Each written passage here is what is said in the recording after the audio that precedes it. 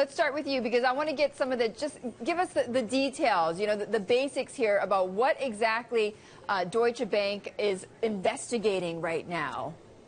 Sure. So it's very early days. All we know is that they've got an internal probe going on at the request of the Bank of Russia in October. They're looking at whether Russian clients were allowed to buy stocks in rubles through the bank, then the bank purchased the similar stocks in London using US dollars, and whether that facilitated in some way money leaving Russia being returned in dollars that would effectively facilitate money laundering if that was the situation the client was so trying to do that. Do we know exactly, we're talking about, what, $6 billion in transactions? That's the forecasted figure currently. That could actually increase, our sources are telling us currently. It does seem like it's in its infancy at the moment, and we've got the FCA alerted, BaFin alerted, the ECB alerted, and it looks like the regulatory pile-on is starting.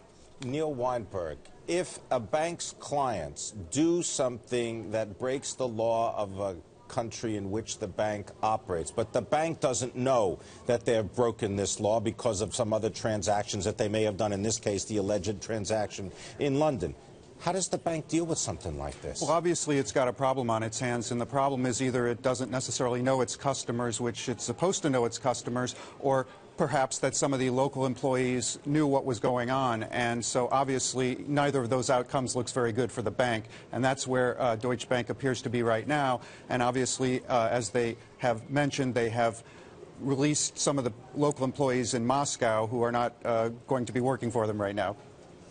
Clearly, Suzi, what about the people involved? I mean, you know, are there some names already that we know who may be targeted here in this probe, and who could this ensnare? In terms of clients, there's no clarity yet which clients will be involved, but we know that they have suspended their Russian head of equities and a number of other employees in that group, and we are told that more is likely as well.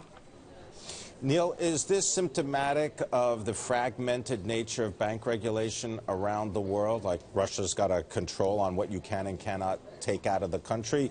We talked about Argentina, you've got Venezuela, all these different... How does a bank sort of regulate this internally? It's certainly very daunting, and there are strict rules in terms of knowing your customer and anti-money laundering, but it's a very complicated business. And one of the things that regulators have expressed concern is that we've gone from bags of cash and just plain vanilla bank accounts to more complicated things. Trade finance is a way to launder money, and here, securities. And these are two areas that have been a big focus of U.S. regulators recently.